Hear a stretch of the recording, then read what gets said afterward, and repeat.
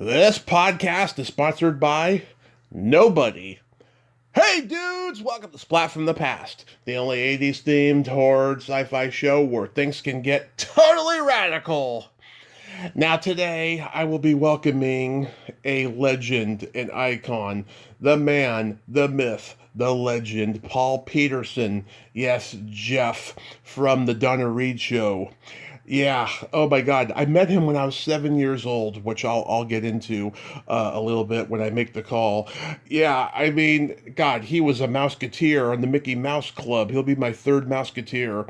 He was in Houseboat with another guest of mine, Mimi Gibson, whom he has a nonprofit organization with called A Minor Consideration, where they help child actors' rights. God, he guest starred on The Virginian, F Troop. He did Gidget Grows Up with Karen Valentine. He did a couple movies with young Harrison Ford, A Time for Killing and Journey to Shiloh. You know, oh my God, he's done so much great work. It's going to be an honor to talk to him today. I can't wait. Yeah, I remember just being 7 years old, my mom taking me to the mall to meet him, and he was so gracious and so nice to us, and we lost his autographs, unfortunately, but here I get to make up for it by having a chat with him about his life and career, and I feel so blessed. It's a Christmas miracle is what it is. It's just so profound in my life, you know. I've been full of many Christmas miracles this Christmas season, I have to say. Also, happy birthday to Steven Spielberg. The man turned 78. How crazy is that? 78 years old. I can't believe it. It's going to be a great birthday for Steven as he is loved by everybody around the world. So yeah, here is my interview with Paul Petersen.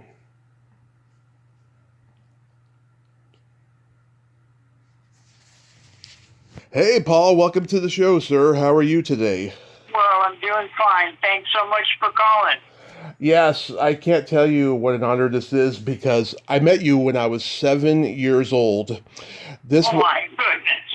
This was 1990. You were signing autographs as part of the Nick at Night Stars, I believe at the Fashion Island Mall or the Hillsdale Mall in San Mateo, California. And my mom, whose name is also Donna, took me and we met you. You were very kind and gracious to us. Unfortunately, we lost our autographs later. I'm so sorry. Was that the one with the Livingston boys were there too? They may have Jack been. Livingston? They may have been. I can't remember. We would have met them too. I'm sure they probably had a long line or something. But Yeah. we just remember going to meet you, and I can't tell you what a great honor this is. Thank you so much for coming on today. You bet. It's my pleasure. I'll do my best. As I told you, I'm on oxygen, so sometimes I run out of breath and have to take a second. Oh, I'll let you know. That's perfectly fine, sir. I've had to talk to a few people who've had the similar experiences. So, going back in time, you were 10 when you got on the Mickey Mouse Club. Did you always want to act and perform, or was that something your parents wanted for you? Well, I think my mom was bigger than me, and I was taking lessons in singing and in dance, and I didn't think of it as a career. I mean, I was happy to sing at church and the occasional wedding, but then I got, with my sister Pam, chosen to sing at the Hollywood Bowl for the Easter sunrise service a couple of years in a row, and before I knew it, I was sent on an audition at Disney, which nobody knew in my family what we were doing. And there were about 5,000 kids asked in, 2,500 girls and 2,500 boys on two different stages, and they had us audition. So I sang Lulu's Back in Town, waiting to hear that dreaded thing every performer knows about, where they go, "Thank you, next." Yeah. Well, they let me keep singing, and I did my whole routine, and they hired me that afternoon. Wow. That doesn't happen anymore, I can tell you. No, it doesn't at all. In fact, they have these bird dogs that are out there looking for talented kids of a certain type. Mm-hmm. And I worry about that because it's become very much commercialized. But in any event, I innocently became a professional without really seeking it. So right away I had to get an agent. In my day, there were only 2 kid agents, Lola Moore and Jeannie Halliburton. And I chose Lola. And within 7 weeks, a few shows on the Mickey Mouse Club, I was fired, Tommy, for conduct unbecoming a mouse. Yeah. I just was not a disciplined performer, to say the least. And I had come to grief with the casting guy. His name was Lee Travers. He's a big fat man. Mm-hmm. And he kept calling me Mouse. And I was very small for my age and sensitive about it. And he called me Mouse once too often. Yeah. So I turned around and punched him in the stomach and said, "Don't call me that, fatso." Yeah. And I was fired that afternoon. Well, at least you didn't kill him, because I know that Jerry Lewis, allegedly killed his high school principal because he made an anti-Semite remark to him. It's like that old I Ching joke. A small pig doesn't have very much power. Yeah. I was about the same size as Cubby, and Lee Travers was very much larger than me, and so was Walt Disney. Yeah. Were you close friends with Annette? Well, not really close. I was a few years younger than she, and more like a pesky little brother. And because I was such a discipline problem, I didn't follow the rules very closely. So I think a lot of the kids, even back then and still today, kind of looked at me like an outsider. Paul's a lot of trouble. In fact, that's what Mr. Disney said about me. "You're always causing trouble." Yeah. I've talked to Sharon Baird and Sherry Alberoni about their experience on the Mickey Mouse Club and stuff. And, they all had their crushes on the boys, and the boys had crushes on the girls. Did you have any crushes on any of them? Of course, over time, I have tried to explain this to people. When I was fired, beyond the economic impact, because I thought I had to give back the bike I was able to buy at Sears. I had gotten an agent, Lola Moore, and before the Mickey Mouse Club even aired on the afternoon in September, I had landed a national commercial for Kimberly Clark Manners the Butler. Which someone, if you're of a certain age, you'll remember the commercial where the napkin is always sliding off your lap. Yeah. So I was already on TV before the Mouseketeers. And actually, I hurried home. Tommy, I'm telling you, I got on my bike to get home just like every other kid in America to watch Spin and Marty and the Mouseketeers. And they were wonderfully talented, engaging kids, and I'm proud to say many of them are still my friends to this day. I know. It's so good that so many of you are still around, and that, you have all this fondness to look back on at a much more simpler time, That's true enough. And one of the things that binds us, beyond the fact that we were professional children, is with the Mouseketeers, those were some talented kids. Yeah. And yes, I do include myself in that group. There were singers and dancers and really fine actors. And of course, when you had someone like Annette that jumped out of the television set and became America's sweetheart, it was a unique group. Oh, absolutely. I'm a huge fan of Houseboat. It was on TV all the time when I was growing up as a kid. And me and your good friend Mimi Gibson have talked about it. What was your experience like making it? Well, by the time we got to Houseboat, I was already a pretty active young performer. I was doing pretty big projects like Playhouse 90 and Ford Theater. I had some good guest starring roles. But then I got this really big movie called Houseboat with Cary Grant and Sophia Loren. And that was the very best of Hollywood's golden age. Big budget, big stars, true professionals in every category, in front of the camera and behind the camera. And Mimi, as I'm sure she told you, we got to spend months in Washington, D.C. on location, and we had a great time. It was a wonderful experience. Yeah, Cary Grant, of course, he's like one of the biggest box office stars of the day, and I can imagine him just being a regular guy and not a star. Well, I actually became very close to him up until his death. And I asked him one day, we were at dinner at a place called the Steak Pit, how he managed to keep his feet on the ground. Mm-hmm. And he said to me, Paul, I never forgot that my name is Archie. Yeah. Remember, that's Cary Grant's real name, Archie Leach. Archibald Leach. He never forgot that.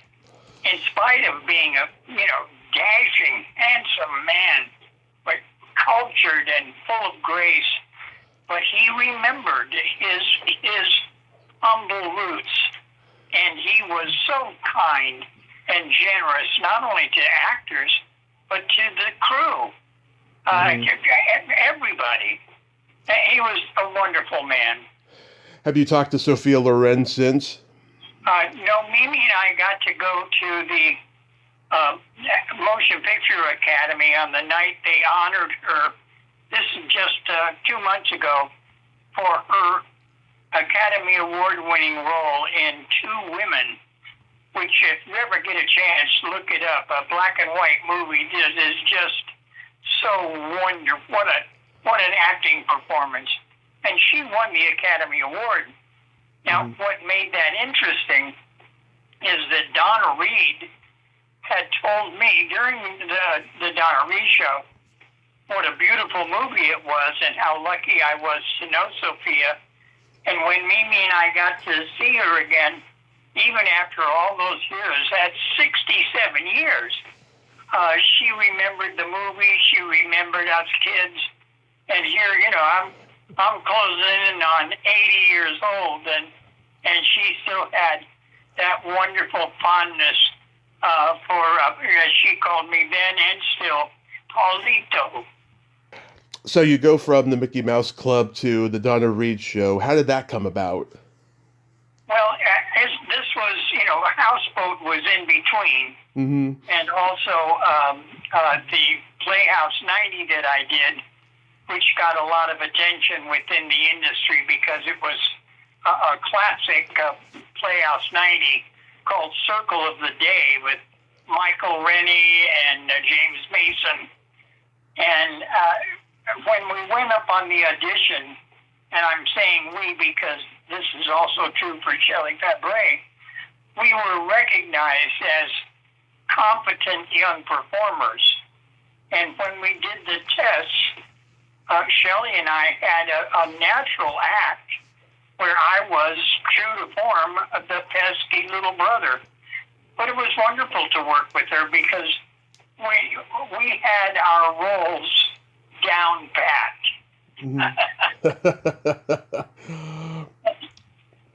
Yeah. Was It's a Wonderful Life already a TV staple by that point? No, not yet. However, because of my family's history, we're from Iowa, in the adjacent county to Donna Reed's home county. Donna Reed was from Crawford County, and my family's from Cherokee, which is just below Sioux City. So she had already won the Academy Award for From Here to Eternity. Yeah. So it was a big deal to work with Donna Reed as an Iowa kid. And she had, like everybody in the industry in those days, when you were hiring someone, for what promised to be a long-running series, you did some background checks. You checked a person's bona fides, and in no small measure, that included a look at the character of the person you were going to hire. Yeah. So in those days, you couldn't be a movie star and a TV star. You had to be either or. Did she seem frustrated at all that she was making a transition from film to TV? I don't believe so. Donna was a very clear-eyed woman. Let me try to explain this as best I can. Mm-hmm. I have a certain fondness for people who don't forget where they came from. Mm-hmm. Donna Reed was the oldest of 5 children who grew up on a hardscrabble farm in western Iowa. And they didn't have much money. These were Depression years. It was very tough. And yet Donna, beautiful girl, decided at age 18 that she was going to go to Hollywood and become a movie star.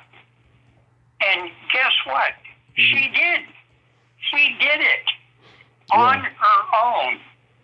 So when the industry threw her a curve, she still hit it out of the park. The only other person that was in a similar situation that I knew was Lucille Ball, mm-hmm. who owned the series she starred in.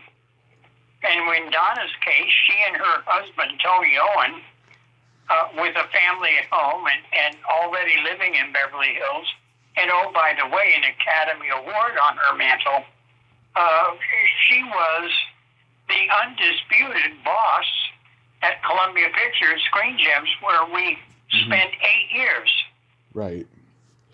When you guys were at Screen Gems, I know that Dennis the Menace was also filmed there, but did you see like the casts of like Naked City and Route 66 and Bewitched and all those other shows? Well, Route 66 was always out on the road, mm-hmm. but we got to know them, and of course every morning I Dream of Jeannie and some of the other shows, Hazel. We all met up at in the makeup department in the morning. I mean, they did Bye Bye Birdie at Columbia. So you got to meet everybody. But some of the people were filming on other lots. Yeah, it was a small community back then. Everybody knew each other. There was no internet. That was Hollywood in those days. Yeah, that's exactly correct. And we all had lunch at the same restaurants, the Columbia Grill or Naples Restaurant, mm-hmm. or if we were really adventurous, you'd go across the street to Norm's. So, there weren't a lot of selections, but then Hollywood, as you said, was a small place, and particularly for the kids who were working in Hollywood on other successful shows, we all got together at the Hollywood Christmas Lane Parade. That's where I really got to strike up a friendship with the boys from Leave It to Beaver and Johnny Crawford from Rifleman, mm-hmm. and other young actors. Yeah, that's amazing. You guys had a lot of great guest stars on that show, and especially since it's Christmas time now, we got to bring up Buster Keaton in the Christmas episode. Yeah, that must have been amazing working with a legend like him. Oh, it was beyond belief. I try to share this story with people, and old Hollywood fans will understand this. When a star of the magnitude of Buster Keaton comes on the lot, all the old hands manage to find some time to drop onto your sound stage to watch or say hello to an old friend. And for Buster Keaton, not only did other stages stop work and come visit, but the executive offices were virtually empty when Buster Keaton put on a 9-minute improv of a hospital handyman working in his basement. It it was a tour de force, and I remember Donna turning to me and saying, "We are in the presence of a giant." Mm-hmm. A giant. Because that's Buster Keaton. Yeah, I did. You did the baseball episode, with Don Drysdale and Leo DeRocher, and I think Willie Mays was in that. Oh, that was fun. That was really a lot of fun because, I'm a baseball fan, but Donna's husband was a big baseball fan. And to have not only Don Drysdale, but Willie Mays come on the set, I was in heaven. We also did a show with the Rams. So all of a sudden, this were John Arnett, the running back, and Les Richter, the linebacker, and Billy Wade, the quarterback. It was great fun. And Don Drysdale, even after he had to, take a short-lived, retirement and stuff, he was always appearing on the sitcoms and, playing himself. Well, exactly. So, but look, he was a wonderful fellow. He was 6'6", and he had a big man's personality. He was actually quite quiet, but when he got excited, it came across very pleasingly. He didn't intimidate you. He helped you enjoy sports. That's why he made such a wonderful broadcaster. Absolutely. Nobody could match the Dodger broadcaster, Vin Scully. But Don Drysdale held his own and ended up with the Angel organization and did very, very well. Mm-hmm. And then, we just lost James Darren recently. He played the pop star with the measles. Yeah. It was wonderful to see him. Shelley and I were talking about it. She was like a little girl, full of puppy love when Jimmy Darren came on the set, because he was for her group, a big star. She was swooning. There was Jimmy Darren, for goodness sakes. And for me, it was like having a buddy come on the show, because he was such a talented man and fun to be around.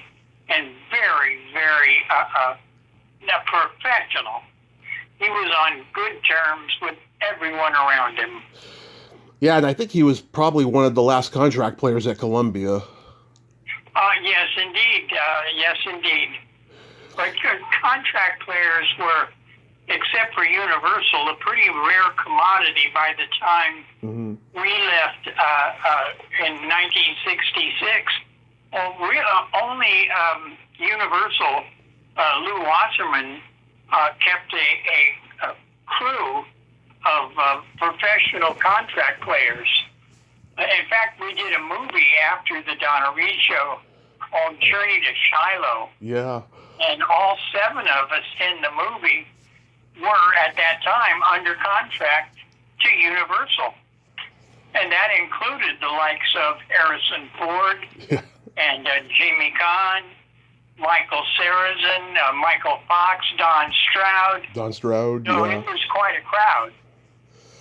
Yeah, Universal, God, they had a lot of contract players, and they kept that up at least until the early 80s, and then it went away for good after that. Yes, and it really did go away. Well, that was in those days you had long-term professionals who had been with the studios for years. Monique James at Universal, she was an institution in Hollywood. Yeah. Much like Edith Head for costume design was also a long-term Universal employee. So you had a lot of those people hanging around on all the major lots, people who actually invented and created show business. Yeah, Sharon Gless told me what a force of nature Monique James was. Without question, and she was. And she wasn't at all what you would expect. There wasn't some elegant, finely dressed woman. She and Millie Gussie, who was with us at Columbia and Screen Gems, were workaday women were so skilled in their fields that they actually invented the role of a head of casting. Interesting. So how did you come to start singing? Well, as we discussed earlier, I always did sing, and I've never been afraid of a microphone. So in the second and third year of the Donna Reed Show, when Donna Reed's husband came down to the set and told Shelley and me that we were going to make records, Shelley was not at all impressed by that suggestion, where I couldn't wait. To tell you the truth, I wanted to be like Ricky Nelson. Yeah. Why not? Fast cars, faster women. Yep, let me be a rock star. Yeah. That episode where Shelley sings Johnny Angel is my favorite of the Donna Reed Show. It's a wonderful episode. I love the song. I've always loved Shelley in general. Just everything she's ever been in, she's always been great. I agree with you 100%. I think I'm her biggest fan. Yeah, and you played her brother. Yeah. Yes, I did. How was it working with Stu Phillips? Well, he's an impressive musical genius. The joke around town is, Stu who? Yeah. Because so many people didn't know his last name. They only knew that he was an A&R guy from Coal Gems. Yeah. But Stu was a force of nature, and he only, at least for us, only worked with big acts that were in the Colpix family. So it was great. Every one of my records and Shelley's was backed up by what is now called the Wrecking Crew. Oh, yeah. Those are the best studio musicians in the world. Oh, yeah, I've talked to Don Peake. Yep, well, there you go.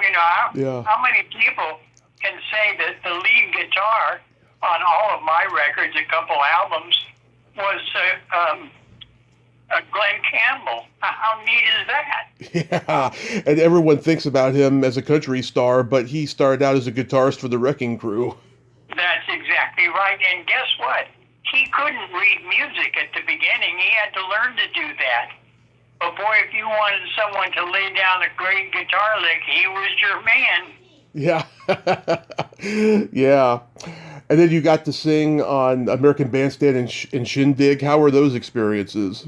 That was actually fun. I try to explain to people, I never took the singing career seriously because I knew a lot of really great singers. I mean, great singers. I mean, I knew the Drifters, and I knew the Supremes, and I appreciated them, and Jimmy Guerin, and people like Frankie Cannon.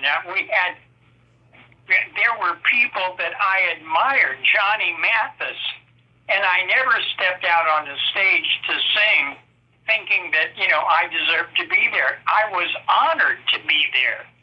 Shindig was a lot of fun because the people there were celebrating music, so it was really great fun.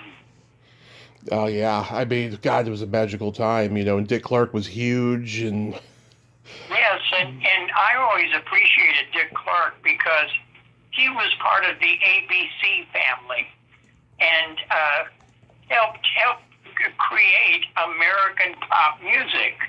mm-hmm. It was such an influential show, and he was such a nice man.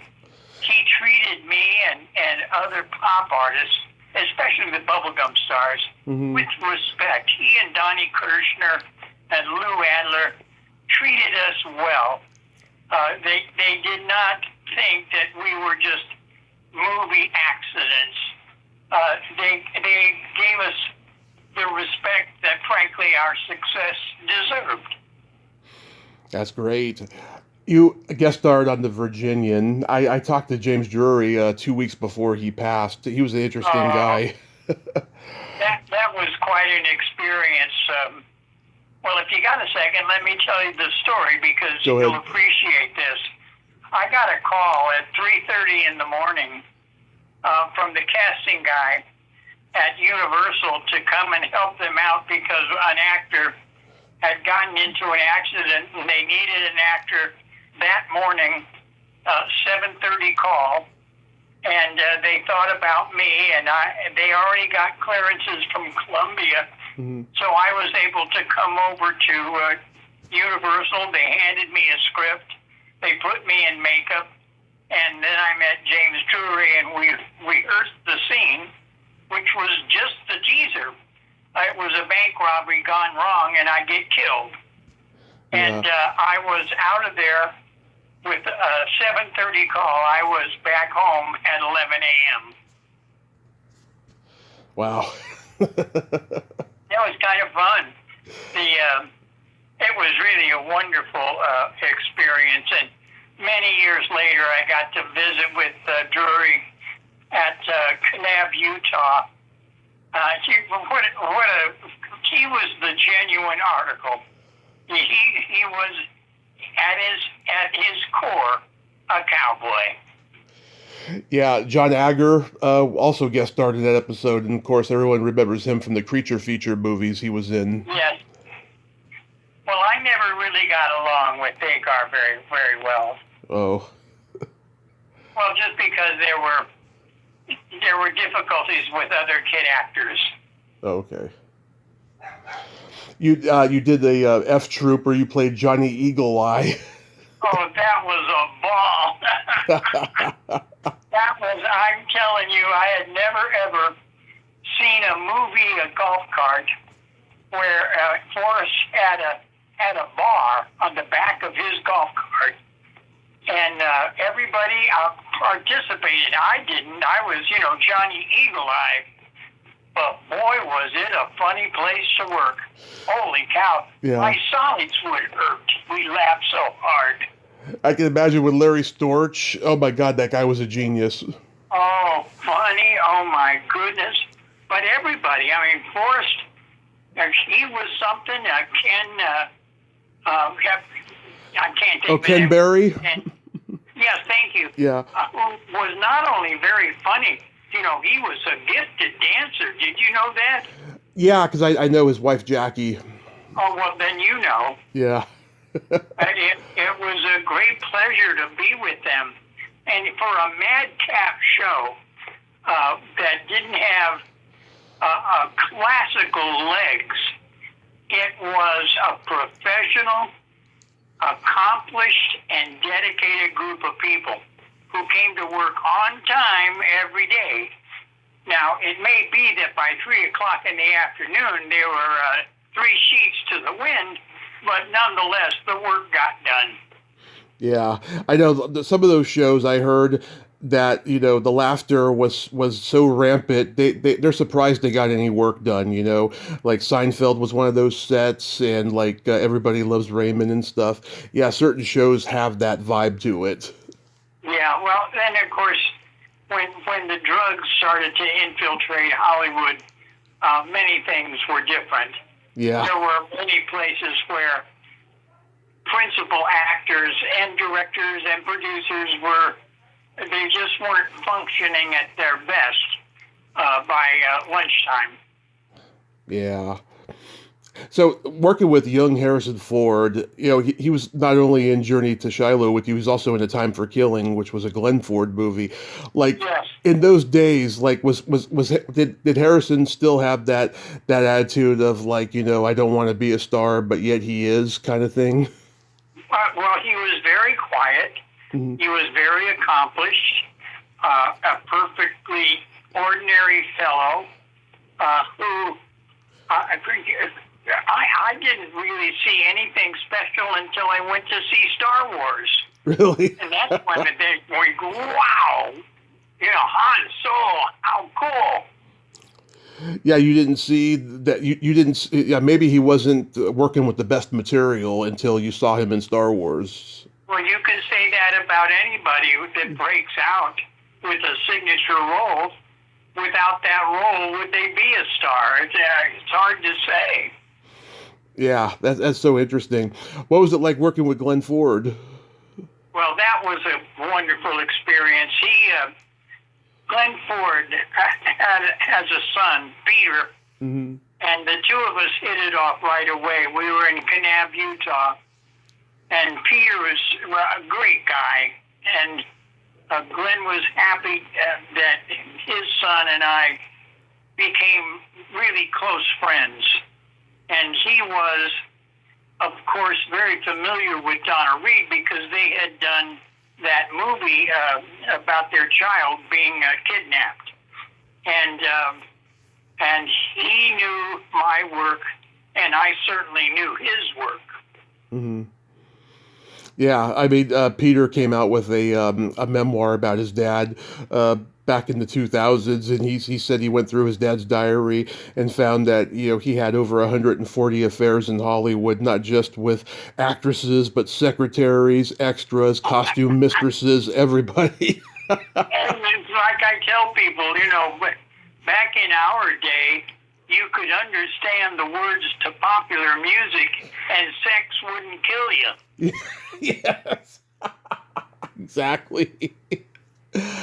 I love Gidget Grows Up. I think that Karen Valentine wasn't given a chance to keep playing Gidget. I thought she was wonderful as Gidget. Well, I happen to agree with you. It was very, how should I put it, very nourishing to do scenes with her. She, just adorable person and nice to look at and fun to perform with.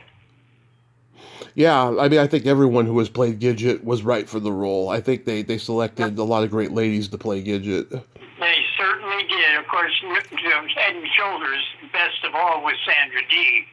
Absolutely. Oh my God. Yeah. Oh, James Darren was in the original Gidget movies. He was Moondoggy. That's right, exactly. Yeah. Do you think that she wasn't given a good chance, Karen, because she was part, white and part black? Well, I'm not sure what the reason would have been.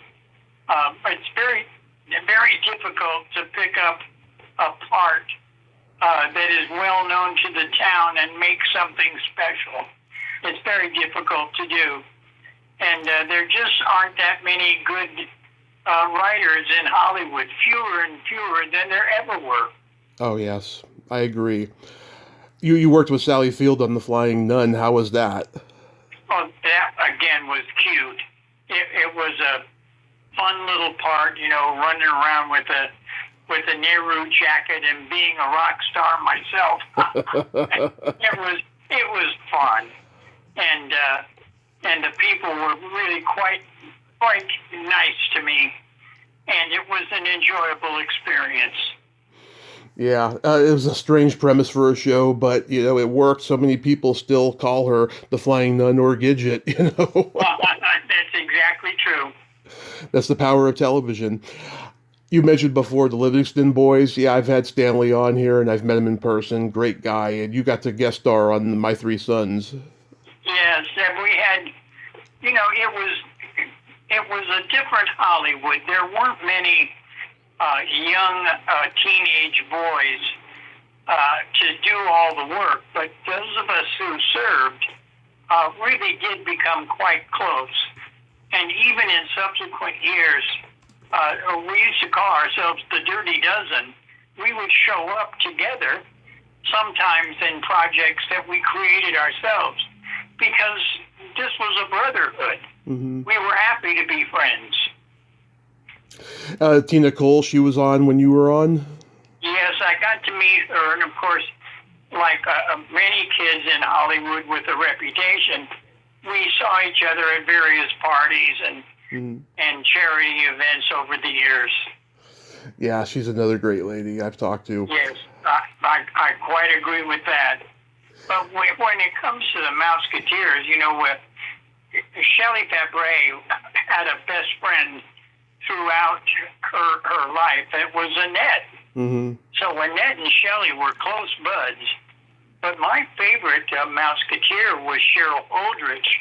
Mm-hmm. I thought she was the prettiest gal. Mm-hmm. She was very talented. and of course I adored Sharon Baird as well. These were talented people. But again, I repeat, you can't predict who the camera is going to love. And Annette, when you put her in a room in front of a camera, she stood out just the way Shelley stands out.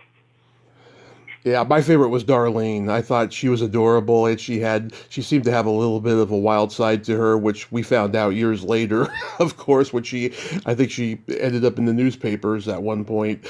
But yeah, sadly so, but no one ever spoke poorly of her talents, because she was really quite talented. She was. But of course, I'm friends with Cubby to this day. Yeah, how's he doing? He's doing great. He's out on the road, still playing. He's had a wonderful career as a drummer. Well, that's so awesome. He was raised to be that.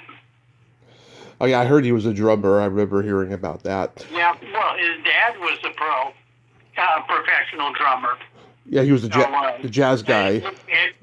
Apple didn't fall far from the tree. Yeah. Anything stand out about High School USA? Well, that was quite an experience. I was pleased to be involved with that from the beginning. And before the script was even finished, because there were certain things that I had a personal feeling that it ought to strike the right notes to make David Spade's character seem as real on film as former kid stars are to me as people. And I tell this story, and I hope you appreciate this. Mm-hmm. When they had the screening of the movie, they had invited about a half dozen former kid stars to be in the screening room over at Paramount. And there were times during the screening where one of us, sometimes all of us, would stand up in our seat and go, yeah, because they managed to capture moments that each of us understood quite well. Yeah, I've talked to Melody Anderson. She's great, beautiful lady. Burt Ward, Jerry Mathers. Yeah, there's all these casts of TV legends up to that point in this. I used to see it on TV a lot when I was a kid. Yeah. So you and Mimi started A Minor Consideration, 2001? Actually, it's back in 1990 when I started it as a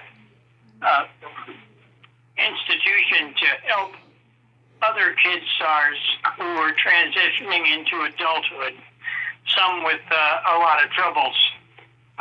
They carried a great weight.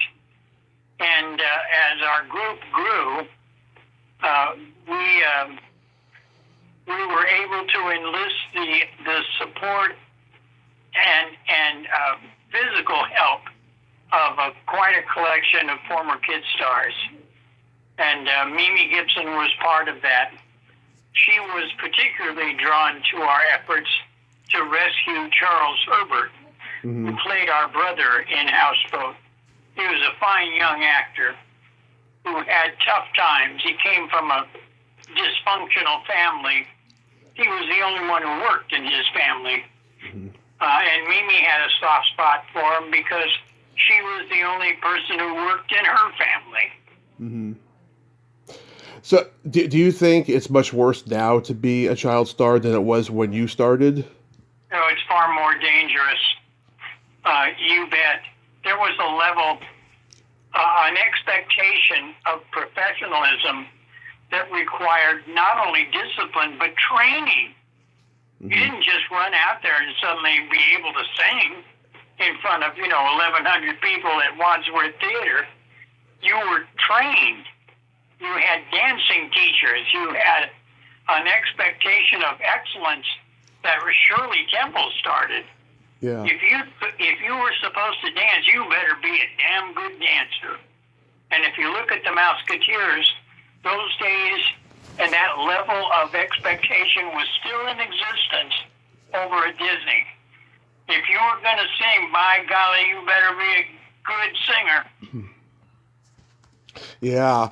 And I mean, I personally think that social services should check with parents before putting them in show business because based on all the horrific stories I've heard from child actors, it seems like their parents were sociopaths who didn't have talent themselves, but they knew that their kids did, so they wanted to live vicariously through them and collecting their money. Well, it happens. Of course, success is the way you find out that the parents have a certain lack of character. Gary Coleman is a case in point. Oh yeah. But Gary Coleman's parents were no worse than Jackie Coogan's parents. Oh yeah. And kid actors all exclusively understand what I'm talking about. You, however, any civilian, just go to a high school football game on a Friday night and watch the behavior of the parents in the stands. Go to a Little League game. Go to a tennis match with young people featured, and you can see bad behavior. It's right there for you to see. Yeah, another one is Macaulay Culkin. I mean, he got taken for everything by his dad, and he was another one. You know, he didn't have any talent. His sister Bonnie Bedelia did, but he didn't, and so he was trying to one up her. Well, I think that's the family dynamic, but still, you got to give Macaulay credit for Home Alone. I mean, that's a pretty doggone good movie. Oh yeah, that's another Christmas classic that lives on. Yep. You know, and it's good to see a young person take advantage of the opportunities thrown their way. But, you know, among the community of kid stars, we know who we respect. You know, people like Tony Dow and Jerry Mathers over at Beaver. These are people we had a great deal of abiding respect for back in the day and as their careers spun out. Johnny Crawford and his brother Bobby. These are people that were wonderful. Or Billy Gray from Father Knows Best. Lee Aker from Rin Tin Tin. There were a lot of kids that had great talent. Closest of all to me was Rusty Amer from Danny Thomas's show. Rusty was wickedly funny, and boy, could he tell a joke. But he became so embittered and disgusted with his treatment by the industry that he never really found his balance as an adult. He put on a lot of weight. He had a fascination with guns. He couldn't find gainful employment except when he worked with his brother John. And he ended up killing himself. Yeah. But at age 42, it was his death that triggered the creation of a minor consideration. And in his name and in his spirit, we've been able to help many young performers more gracefully handle the transition from childhood to adulthood. Remember Bobby Driscoll? Same thing. I mean, Donna Michi had high hopes for him when he worked with him as a kid. He said he's going to grow up to be a fine adult actor, and then look what happened. Well, he was, but he was robbed of precious height. He wasn't very tall.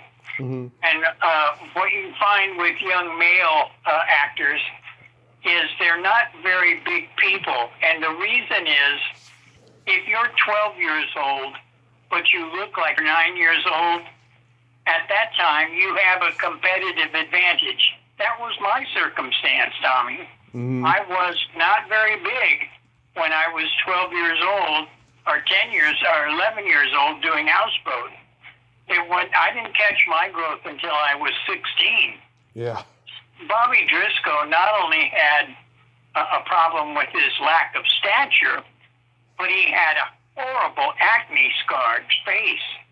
that doesn't go well in movies. And however good his acting was, he was limited. And of course, once he got that chip on his shoulder and started drug use, he was doomed. And of course, he died of an overdose and was buried in Potter's Field in New York.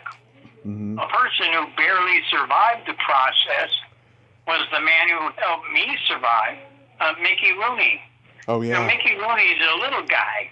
Yeah. And he an immense ball of talent. Yeah. But he had a lot of issues when he was 19 and 20 and 21. Oh, yeah. He had 7 wives, right? Something like that. That's right. So, real quick, do you have anything upcoming you'd like to mention? Oh, no, I think we've covered it all. It's been a pleasure speaking with you, and thanks for taking the time to know my life so well. Yeah, and also, too, Paul, I hope you come out of these health issues just fine. And this Me too. This has been a truly amazing experience. Next time, let's not wait another 34 years. You got a deal. All right, my friend. Thank you so much for calling. Yes, I hope you and your family have the most Merry Christmas, Happy New Year. Be safe and continue to inspire everyone. Oh, thank you, my friend. Goodbye. Thank you, sir. Bye-bye. Well, there you have it. Paul Petersen. Oh, my God. What an amazing man, huh? I am so glad that we got to talk, and it was just the way he was talking so passionately about the child actors, and of course the way he looks back fondly on his career. It was just a fantastic experience. I'm so glad we got to talk today. Well, until next time, this is Tommy Throwback Kovac saying there's no shame in living in the past because the present sucks. Later, dudes.